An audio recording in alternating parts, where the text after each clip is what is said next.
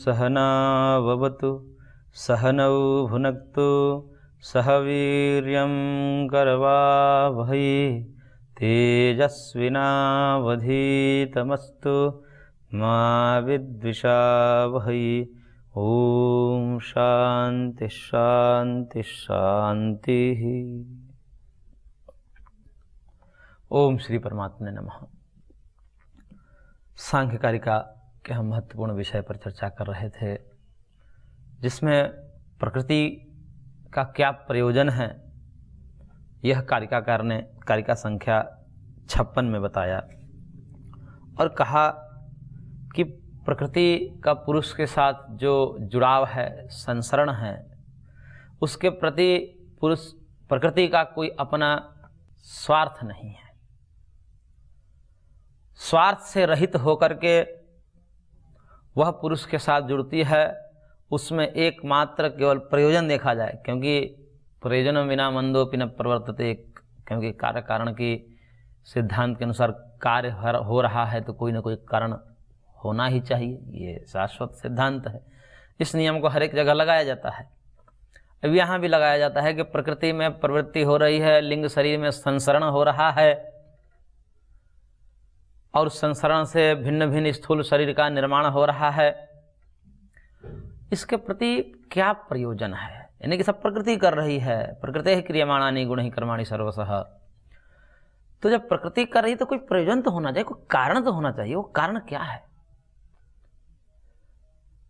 तो कारिकाकार ने कहा कि प्रकृति का पुरुषोपकार ही कारण है, पुरुष का उपकार करना, क्योंकि पुरुष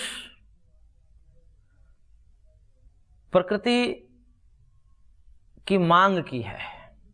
अब कब की है इसका कहीं शुरुआत नहीं मिलता, कि पुरुष ने ही प्रकृति को मांगा है। पुरुष ने सुख मांगा, भगवान सुख दिए। पुरुष ने मूर्खतापूर्वक दुख मांगा, भगवान ने दुख दे दिए। और सबको इकट्ठे रूप से जो है सुख दुख महात्मक जगत के रूप में युक्त कर दिया। लो भैया, सब जो भी तुम चाह रहे हो यहां पर प्राप्त करो। अब कब हमने कामना की, कब हमें अविद्या हुई? ये अविद्या है, इसी को अज्ञान कहते हैं। क्योंकि हम अपने स्वरूप को छोड़ करके, भगवान के स्वरूप को छोड़ करके और सुख दुख को चाहा है, इसलिए हमारे सामने ये जगत है, शरीर है, ये सब है। क्योंकि भगवान जबरदस्ती नहीं डालते, भगवान करते सब वही हैं, पर तो ऐसा अपने मन से नहीं कर देते कि लीजिए जी तुम लोग बैठे हो, तुम लोगों को एक काम दे देता हूँ या ऐसा करता हूँ अपने मजे के लिए, तुम लोग को दुखी बना देता हूँ, फिर मैं आनंद लेता हूँ। ऐसा नहीं है। परमात्मा दयालु है, कृपालु है, वैसा कर ही नहीं सकते। इसलिए वेदांत दर्शन मना करता है। यदि ऐसा माने कोई, और कई बार न्यायकार ने भी जो है इस चीज़ को खंडन किया, वहाँ पर कई लोग कान खड़े हो जाते हैं, अरे इन्होंने ऐसा क्यों कह दिया, उन्हें नकार दिया कि जगत की उत्पत्ति में ईश्वर कारण नहीं है। जब ये कहा तो और लोगों के कान खड़े होते हैं, ये नास्तिक हो गया क्या? करेगी, नास्तिकता की बात नहीं है, बात है सीधा सीधा में यदि कारण माने परमात्मा को, तो समस्त कार्यों का उत्तरदायित्व परमात्मा के मध्य थोपना हुआ कि भाई जो भी यहाँ चीजें हैं परमात्मा के द्वारा की हुई है, चाहे वो परमात्मा सुखी व्यक्तियों का निर्माण कर रहा है अथवा दुखी व्यक्तियों का निर्माण कर रहा है, सब वही किया है। जब सब वही किया है तो परमात्मा निर्दयी है, परमात्मा विषम दृष्टि वाला है, वो समदर्शी नहीं है। ये सीधा सीधा आरोप लगाना है। इसलिए कहते हैं कि भाई परमात्मा को क्यों मान रहे हो? परमात्मा के द्वारा कृत थोड़ी जगत है, परमात्मा ने किया है, वो ठीक अलग बात है, लेकिन परमात्मा ऐसे नहीं कर देता। वैषम्य नई घृणे न सापेक्षत्वा तथा ही दर्शयति, ब्रह्म सूत्र के अनुसार भगवान जगत की रचना जीवों के कर्मों के सापेक्ष करते हैं। जीवों के कर्म है अपने, उन्होंने मांगा है वही, इसलिए भगवान उनको करके दे दिए। लो भैया, अपने मन से नहीं, अपने मन से करते तब ये दोष आता, इसलिए वहां पर ईश्वर को मना कर दिया जाता है। तो ईश्वर को मना करने का यह तात्पर्य नहीं है कि जगत के निर्माण बिना ईश्वर का हुआ है। जगत के निर्माण ईश्वर से ही हुआ है, लेकिन ईश्वर को ही कारण मान करके मुख्य रूप से और पूरा का पूरा थोप देना ईश्वर पर ही, सुखों का कारण भी दुखों का कारण भी। चलो सुखों का कारण थोप दे तो भक्तजनों के लिए तो कोई समस्या नहीं कि भगवान सुख स्वरूप है, ओम खम ब्रह्म खम सुखम, तो भगवान सुख स्वरूप है, सुख दे दिए तब तो ठीक है, लेकिन दुखी भी तो हैं लोग, फिर उनकी जिम्मेदारी कौन लेगा?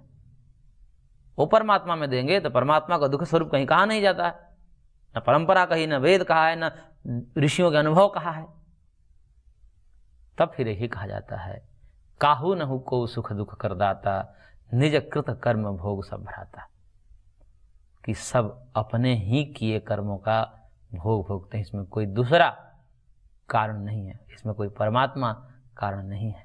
परमात्मा तो चाहते हैं कि तुम हमारे तरफ लौट जाओ, क्योंकि उन्होंने जगत के निर्माण इसीलिए किया कि हमारे तरफ मुड़ो, देख लो कि हमारे अतिरिक्त कहीं तुम्हें चैन नहीं मिलेगा, सुख नहीं मिलेगा। और तुमने जो मांगा वो मांग ही हम तुमको पूर्ति करें इस जगत के रूप में, लेकिन तुम अंततः देख लो, मरते दम तक लोग चाहे कितने भी बलशाली हों, कितने भी धनवान हो, क्या वो अंत में मरते समय उनको नहीं लगता भय? नहीं लगता? अशांतता नहीं आती उनके अंदर? अशांति आती है, एक सुख, एक पूर्णता की अनुभूति नहीं होती, लगता है कुछ छूट गया। भय इसीलिए, भय का कारण यही होता है कि जो करना था आप नहीं कर पाए, इसलिए तो भय लगता है। जैसे स्कूल में टीचर ने आपको होमवर्क दिया, ये आप करके लाइएगा घर से, और आपने नहीं किया, उसकी पूर्ति नहीं की, उसके वचन की पूर्ति, वो क्रिया आपने नहीं की जो आपको उत्तरदायित्व मिला था। अब आपको उस दिन क्लास में भय रहेगा, कहीं देख न ले, कहीं आज पूछ न ले कि कौन कौन होमवर्क करके आया है, कौन नहीं कहा, हाथ उठाओ। इसलिए वो पूरे क्लास में भयभीत रहता है, देखता रहता है कि वो टीचर आया है कि नहीं आया है। जब देखता है कि नहीं आया तो खुश होता है, लेकिन आया है कहता है कि अब मारेगा, अब तो पीटेगा, अब तो जलील करेगा वो। तो भय का कारण क्या है? जो हमें करना था वो हमने नहीं किया, जो हमें उत्तरदायित्व दी गई थी, वो भगवान ने उत्तरदायित्व दिया कि आपको जन्म दिया है, हम सबको जन्म दिया है, कह रहा कि जन्म दिया है फंसाने के लिए थोड़ी दिया है, भगवान अपने तरफ लौटाने के लिए दिया है।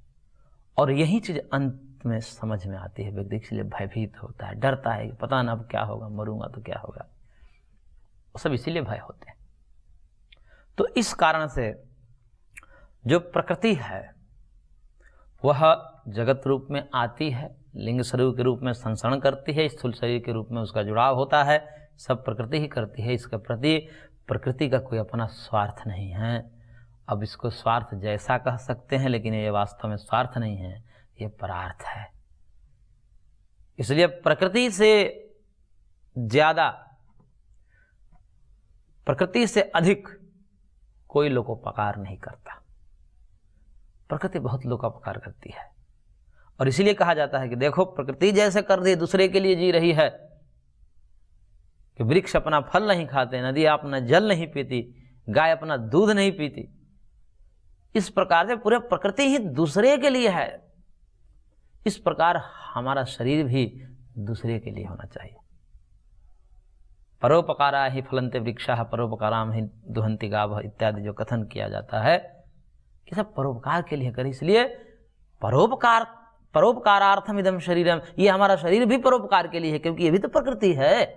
सांख्य के अनुसार तो प्रकृति, शरीर भी प्रकृति से ही बना है, सत्वरज तम से ही बने हैं, तो ये भी तो लोकोपकार के लिए होने चाहिए, ये भी तो दूसरे के लिए होने चाहिए। वो दूसरा कौन है?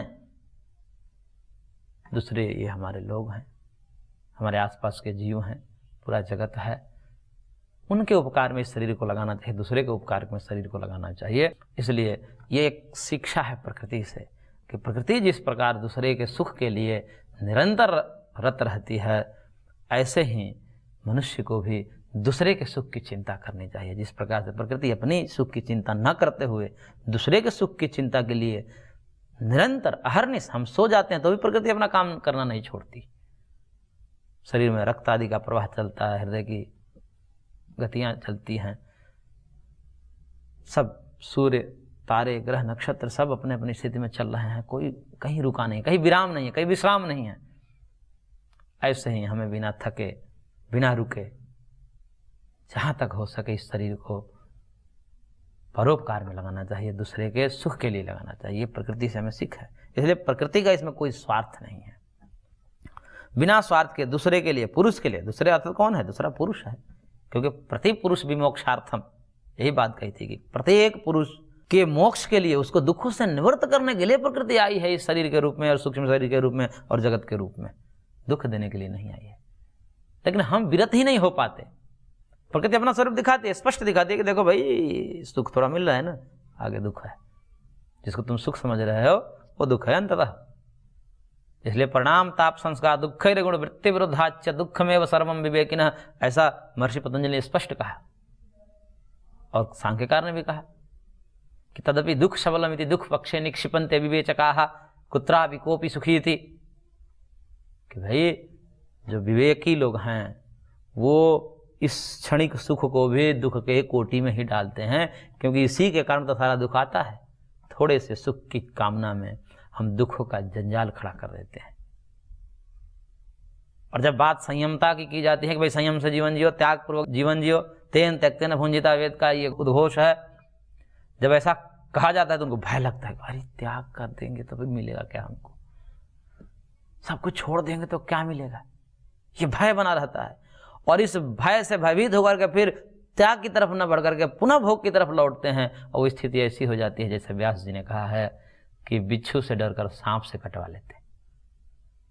अरे बिच्छू तो कम ही डंक देगी, सांप तो मार ही डालेगा, बिच्छू के डंक से तो झेल भी लोगे। लेकिन उस भय से भयभीत होकर के सांप से कटवा कर अपने आप को मार लिए। ये वैसा ही है कि त्याग में थोड़ा सा दुख तो होता है, ये तो मानना ही पड़ता है, थोड़ा सा कष्ट तो होता ही है। लेकिन वो कष्ट यदि हम नहीं झेलेंगे तो फिर सांप से उधर कट मरना है। और बिच्छू का डंक तो सह लेते हैं, वो उतना घातक नहीं होता। इसलिए त्याग की जो मार है वो थोड़ा झेल लेते हैं, चलो कोई नहीं। लेकिन भोग की मार ऐसी है कि ये व्यक्ति को अधीन बना लेती है, परतंत्र पराधीन कर देती है। और फिर जो व्यक्ति इतना कमजोर हो जाता है भोग से भोग करके, इन काम क्रोध लोभ आदि में आसक्त होकर के, ये दयनीय स्थिति हो जाती है। बड़े बड़े महारथियों को देखा गया है जिनका ऐश्वर्य था, जिनका एक रुतबा जिसको बोलते हैं वो थी समाज में, और वो किसी एक विषय के चपेट में आए और पराधीन हो गए, उस विषयों के आगे धराशायी हो गए और फिर उनकी स्थिति दयनीय हो गई। इसलिए कहा जाता है कि त्याग से जीवन में उत्साह आता है, एक आत्मविश्वास जगता है, एक बल और वेग भगवान की तरफ जाने का प्राप्त होता है। अथवा बल और वो वेग, जो अपेक्षित बल और वेग चाहिए, वो भोग भोगते भोगते बल और वेग आता ही नहीं। सोचते हैं तो भय लग जाता है कि कैसे चल पाएंगे हम, कैसे साधु बन पाएंगे, क्योंकि इतने विषय भोग में फंस चुके हैं कि सोचना भी उनके लिए कष्टकारी होता है। ना ना ना ना, ये तो हम कैसे जी पाएंगे, ये सुख नहीं मिला हम कैसे जी पाएंगे। उनको पता नहीं है कि सुख के आगे भी कोई सुख है, त्याग में भी कोई सुख है, इनको पता ही नहीं।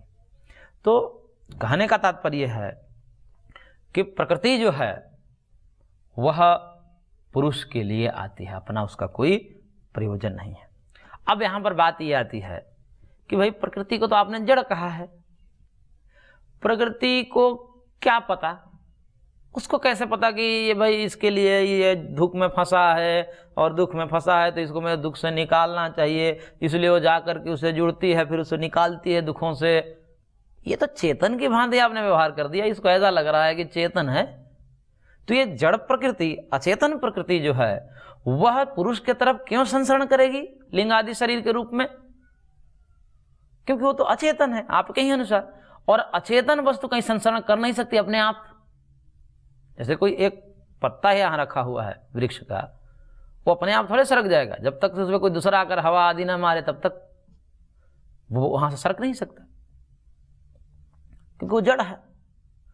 तो प्रकृति जो है वो जड़ होने से वो कैसे सरकेगी, उसमें चेतना ही नहीं है। और अचेतन अपने आप सरक नहीं सकते, मिट्टी ढेले सारे अपने आप वर्षों करोड़ों वर्षों तक ऐसे रख दें, वही रहेंगे जब तक कोई आकर के उसको धक्का ना दे, चाहे वो दूसरा ही क्यों ना हो, लेकिन उससे दूसरा होना, जिससे भिन्न होना चाहिए।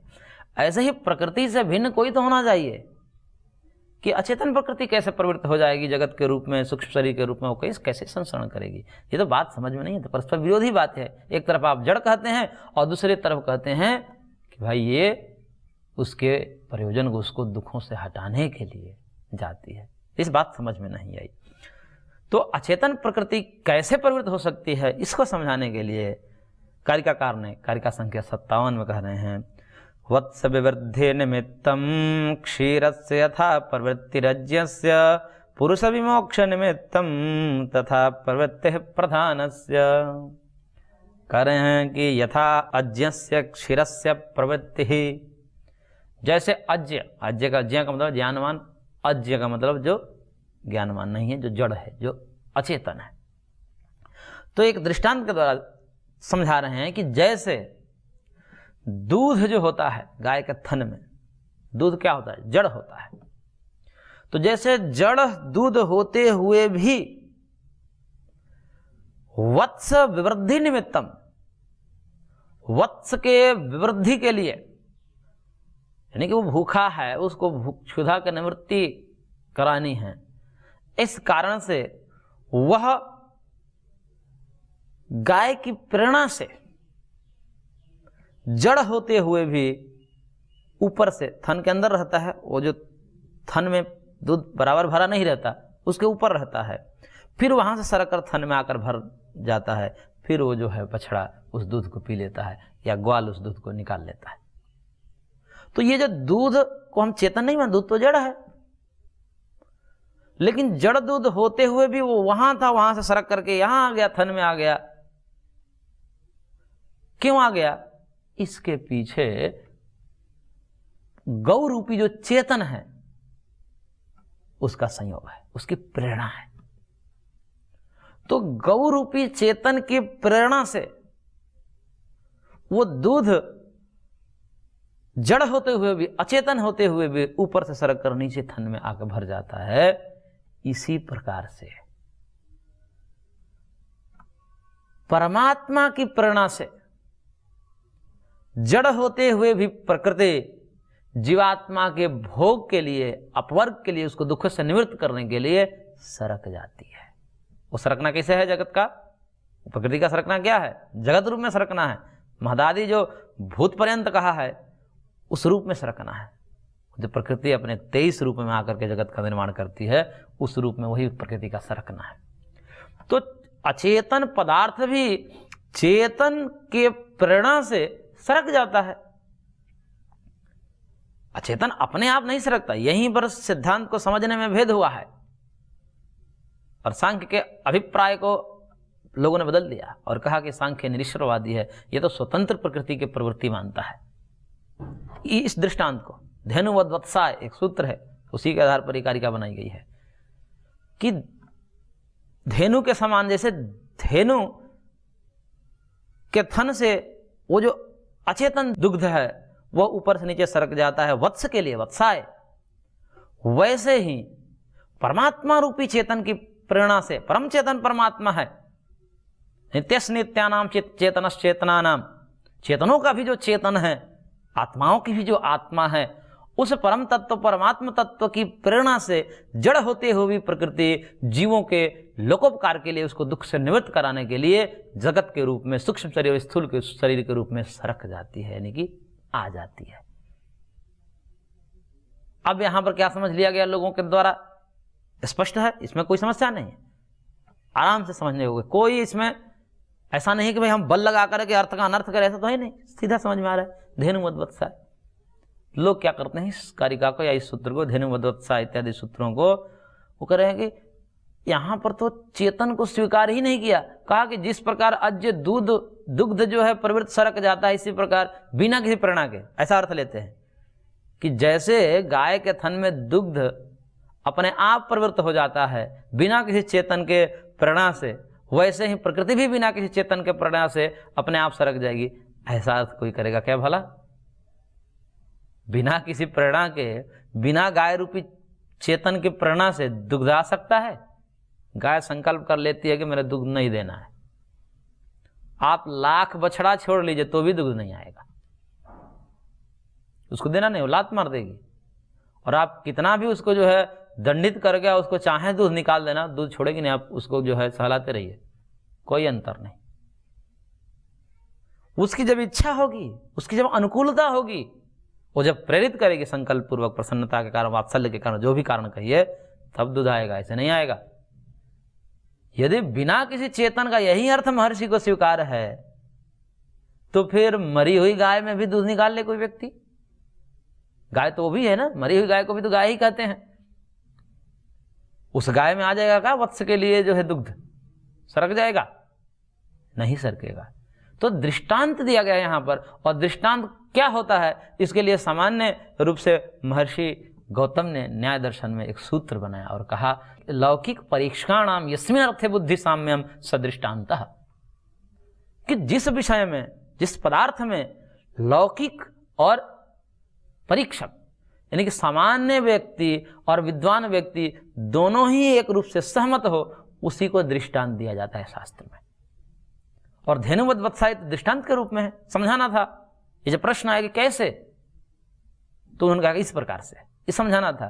तो ये तो सामान्य व्यक्ति भी समझता है कि मरी हुई गाय से दुग्ध नहीं निकलता, मरी हुई गाय में जो है दुग्ध नहीं सरकता थनों में। कौन से गाय की बात है यहां पर? धेनु जो है वत्स के लिए दूध आ रहा है उसके थनों में, तो कौन से धेनु हैं? सब जानते हैं, सामान्य व्यक्ति भी जानता है, विद्वान व्यक्ति भी जानता है कि भाई चेतन युक्त गौ की बात यहां पर की गई है। तो वहां पर चेतन वाला अर्थ को हटा करके क्यों केवल जड़ लिया जा रहा है? यह तो अन्याय है, दृष्टांत के प्रति भी अन्याय है, महर्षि के प्रति भी बहुत बड़ा अन्याय है, अपमान है। ऐसा कदापि नहीं है। उनका कहना है कि जड़ प्रकृति स्वरूपतः जड़ है, उसमें कोई ज्ञान नहीं, हम मानते हैं, लेकिन पीछे एक चेतन है ना, वह चेतन उसको प्रवृत्त कर रहा है। तो चेतन की प्रेरणा से जड़ तो प्रवृत्त होता ही है। जैसे चेतन गौ की प्रेरणा से दुग्ध प्रेरित हो जाता है। और क्यों होता है? तो वत्स के लिए होता है, वो एक अलग चेतन है, वो मांग कर रहा है अपने मां से, मैं दूध दो, तो उसके लिए करता है। ऐसे ही अब इसको एकदम बैठा दीजिए यहां पर कि परमात्मा रूपी परम चेतना की प्रेरणा से प्रकृति रूपी जो अचेतन है, वह जीवात्माओं रूपी जो वत्स हैं, उसके लिए जगत करती है। एकदम स्पष्ट है, कोई समस्या नहीं। एक एक चीज को हम वहां पर बैठा देते हैं और समझ में भी आ जाता है।